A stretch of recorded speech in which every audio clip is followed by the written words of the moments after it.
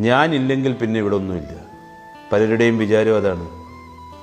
പലരും ഉള്ളതുകൊണ്ടാണ് സ്വന്തം ഇടങ്ങളിൽ പലരും സ്വതന്ത്രമായി വാഴുന്നത്. പലതും ബന്ധിക്കപ്പെട്ടിരിക്കുന്നത് അദൃശ്യമായ കണ്ണികൾ കൊണ്ടാണെന്ന് മാത്രം.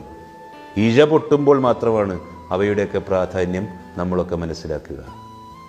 ആരും ഒരു ദിവസം കൊണ്ടൊന്നും രൂപപ്പെടുന്നില്ല. നിലമൊരുക്കിയവരും വെള്ളമൊഴിച്ചവരും പാകത്തിന് വളമിട്ടവരും ശിഖരങ്ങൾ വെട്ടിയൊരുക്കിയവരുമെല്ലാം ആ യാത്രയിൽ പരിഗണിക്കപ്പെട്ടിരിക്കുന്ന നങ്കൂരങ്ങളാണ്. എല്ലാവരും എക്കാലത്തും ആരെയെങ്കിലുമൊക്കെ ആശ്രയിക്കുന്നുണ്ട്.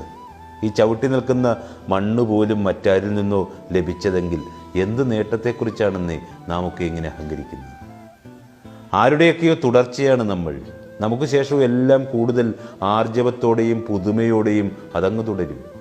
അത് മനസ്സിലാക്കാൻ ശ്രമിച്ചാൽ ഒരാളും തൻ്റെ അനുപേക്ഷണീയതയെക്കുറിച്ച് അഹങ്കരിക്കത്തില്ല. ഒരാളുടെയെങ്കിലും ആശ്രിതരല്ലാത്ത ഒരാളും ഇവിടെ ഇല്ലെന്നേ.